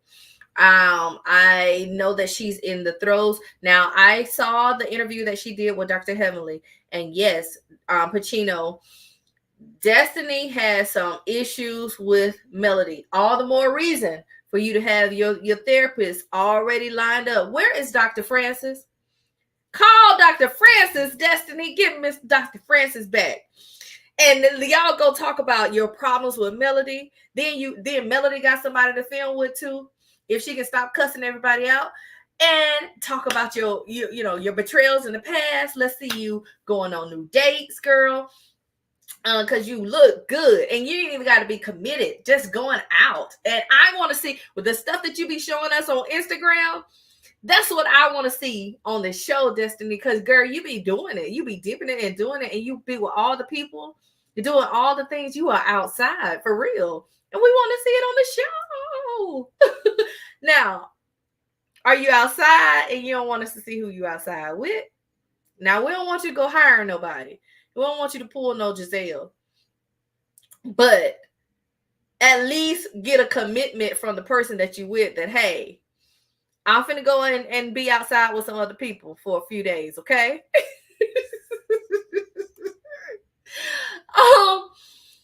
I should be a producer. I'm a writer. That's why. That's why I said Carlos, my good friend Carlos, call me. Yes. But yeah, so Destiny, because Kevin, these are the characters that have been presented to us in our living rooms, in our bedrooms, on our back porches. We have been watching them in our homes for years now. So I don't want us to be like, okay, now we finished with the show because we don't like them people. No, find something that you do like about them. We ain't never said that about Cosby, and we know what he gave in real life, but we enjoyed his presentation on TV. So I'm trying to enjoy that presentation on TV. That's what we're talking about. Okay. I want black folk shows. Okay. Representation matters, Kevin. Let me read your comment for real though. He says, why carry on with this needless storyline? The audience wants to know details about that's old news. And clearly that man is keeping her in the courts. He's also made her sign an NDA so that she can't talk about him. Talk about something else. I really don't care about that man. All we know is what Kimmy said, the man with a good chicken. And I ain't even found his chicken spot yet. So I don't care nothing about that man. Go on with your life, especially a man that's gonna keep a woman in court. He don't want the woman, but he want all her money, want to drain her pockets. I can't stand a man like that. I told y'all I had to get rid of a man like that. I can't stand a man like that.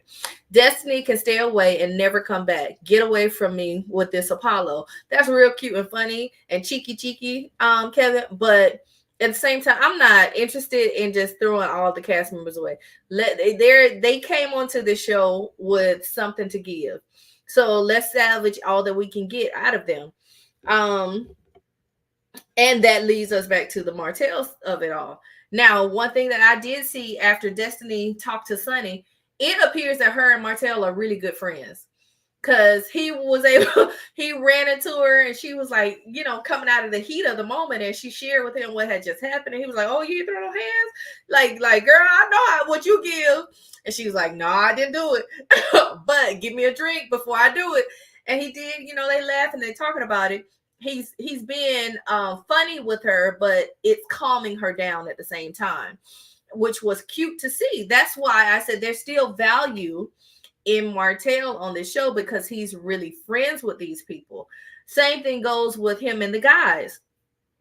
The reason I like to see those scenes with him and the other men is because they act like real friends, men friend act. Yeah, we don't like what they saying, but at the same time, most of us don't like what our men friends be saying when they get with their other friends. Let's be real, ladies. Don't act like we don't live in a world where majority of men are misogynistic.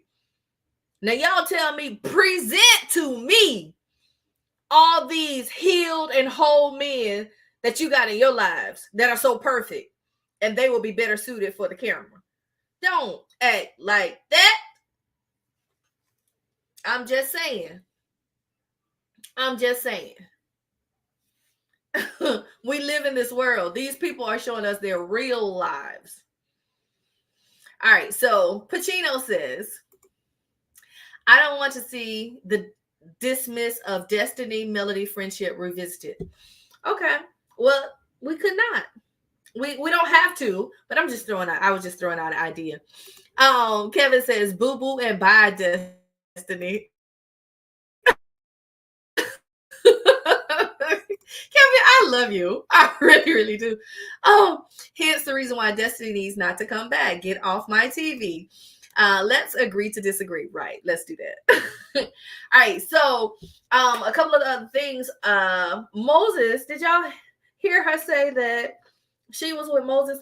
No, Moses got married and divorced while he was in prison. What you was in prison for, Moses? What you doing over there? What did he say? He sent Sunni.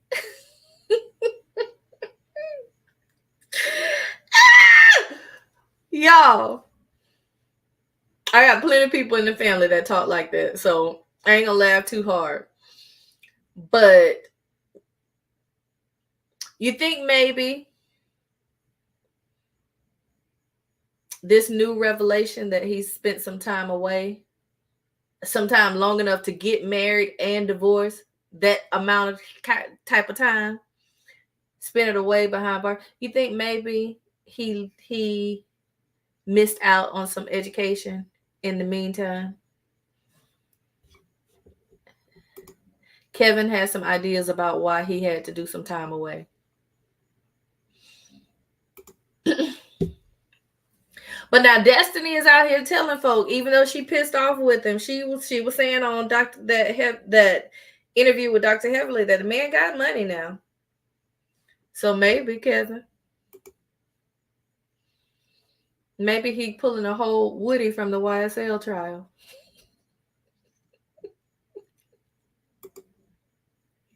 maybe, I don't know. Let me get off that man. But anywho, last thing regarding this Destiny and Sunni meetup. I was totally disgusted with Sunni when she went and sat back down at that table with Moses. Her attitude is so vile. I don't know how she's going to have a redemption. How could she have a redemption arc? I don't know. Because she's just being nasty with everyone. Even in that moment, if y'all watched it really good, right? I ain't gonna say it, but you know you said it. Thank you. Even in that moment, if you watch the screen really good, it looked like Moses had a disgusted look on his face. Salty and sour. With a touch of stank. Salty, sour, and stank. It's sitting out in the hot Alabama heat with humidity type of stank. Sweaty around the gonads type of stank. When she sat back down, Destiny did hand her her tail because she wanted to argue with Destiny. Well, you were the side chick because he had several other women while he was with you and you were just a side piece. Destiny said, so what does that say about you? Why are you volleying to get a man like that? If you see, you just throw yourself in there.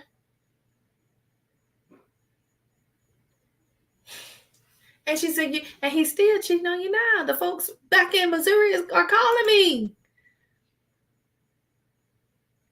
Thank you.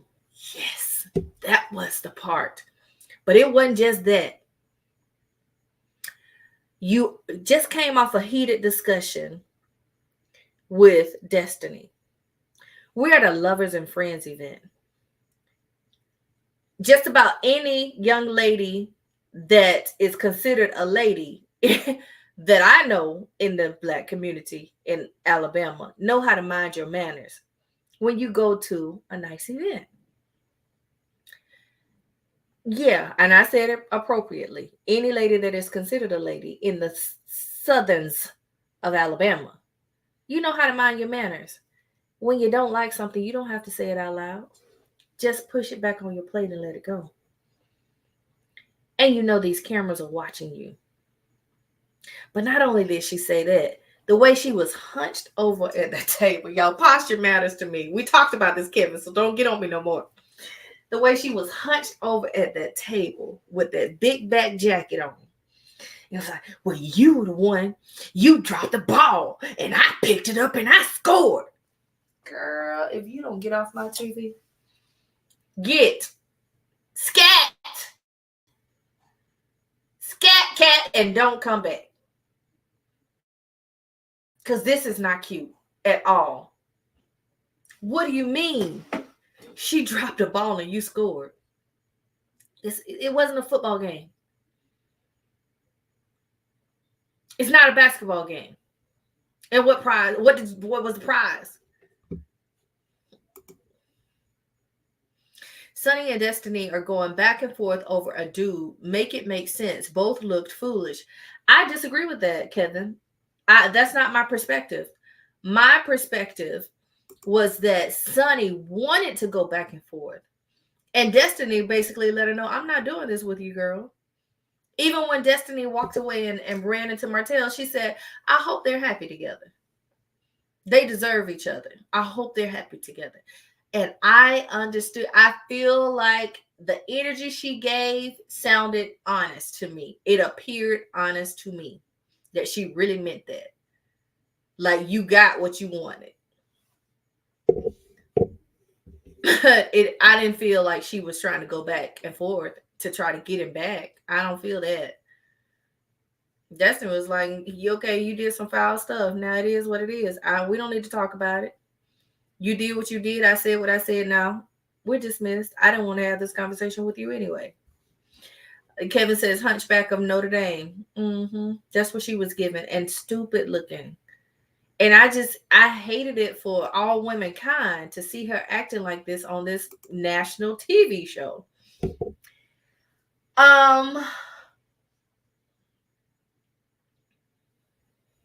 I'm gonna say it again. I've said it before, but I want to see this show grow. I really, really do. So, with that being said, I hope that you guys are going to be watching on tomorrow night for the next episode. Um, Kevin says going back and forth, excuse me, warrants a storyline. They came to us with the crap. Okay, but listen, I'd rather her go back and forth with the infamous than to go back and forth with Sunny. I'd rather see her and Melody go back and forth than to see her and Sunny go back and forth. Because, maybe an unpopular opinion, but I do think that it's easier to salvage a relationship with someone that was considered a friend before. I don't think Melody betrayed her. I think they had a falling out. I think they had a disagreement. And I think it would be easier to go back and forth over ironing out a disagreement versus a betrayal. All of it can go away, Kevin.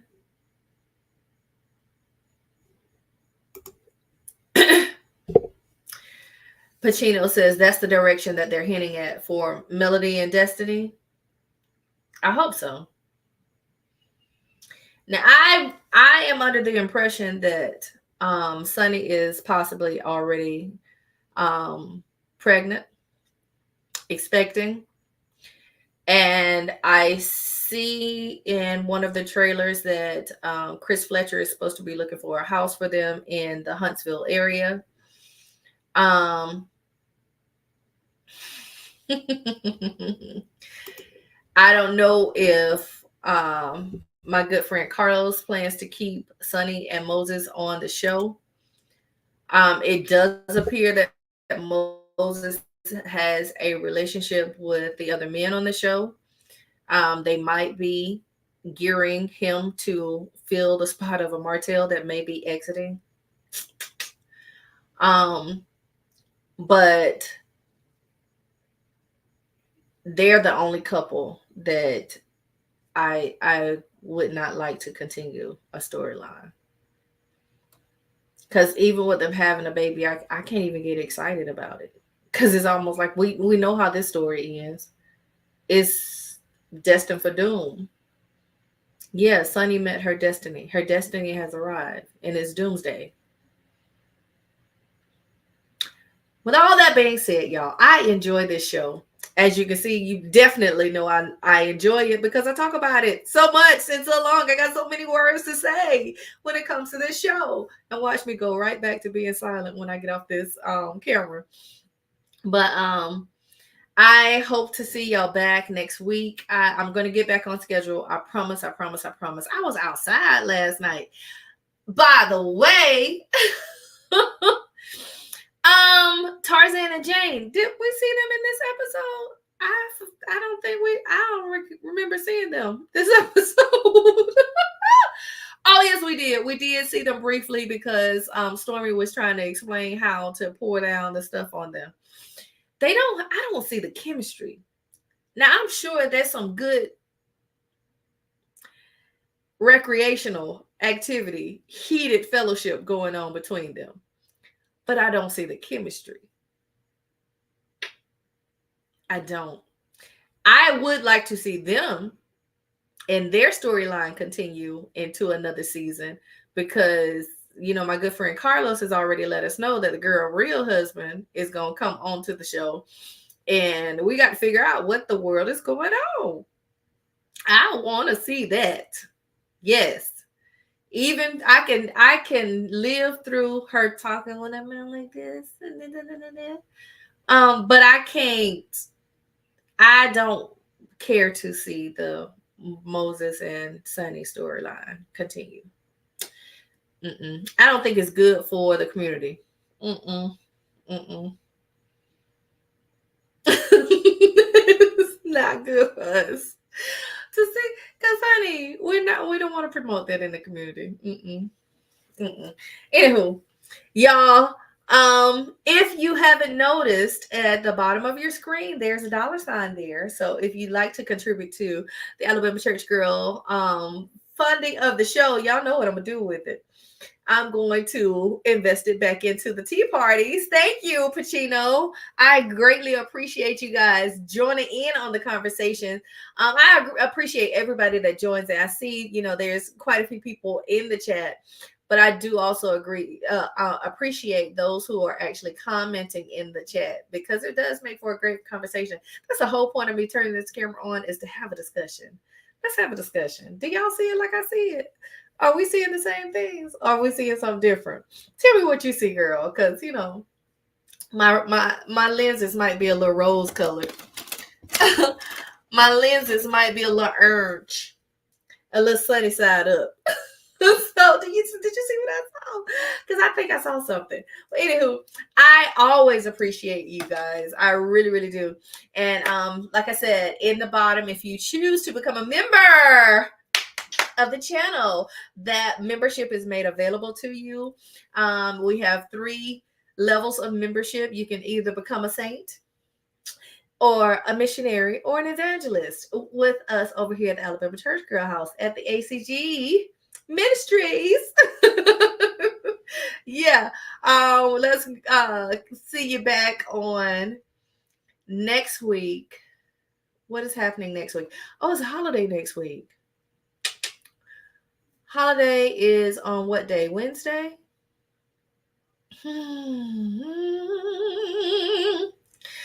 What day y'all want to come back next week? Thursday or Friday? Because we're going to the mountains for the holiday. Whichever day y'all choose, put it down in the comments, and I'm going to come back on the day that y'all choose, because I definitely want to have a conversation with you guys here, okay? And I hope you have a wonderful, safe holiday. Guess what? I'm excited because July is my birthday month. July is my birthday month. July is my birthday. It'll be a cute little birthday gift if y'all become members in the month of July, my birthday month. My birthday is July 19th. Yeah, I'm becoming an old girl. Thank you. And same to you. The 4th is next Thursday. Okay, so let's come back again Friday then. We'll come back again Friday next week. Because I'm definitely sure we're gonna be real barbecued and wined up on the 4th. All right, so I love you guys. Until we meet again, please, please, please make sure that you love God and you love your families. All right? Yeah. Good night. Because I don't want the simple life.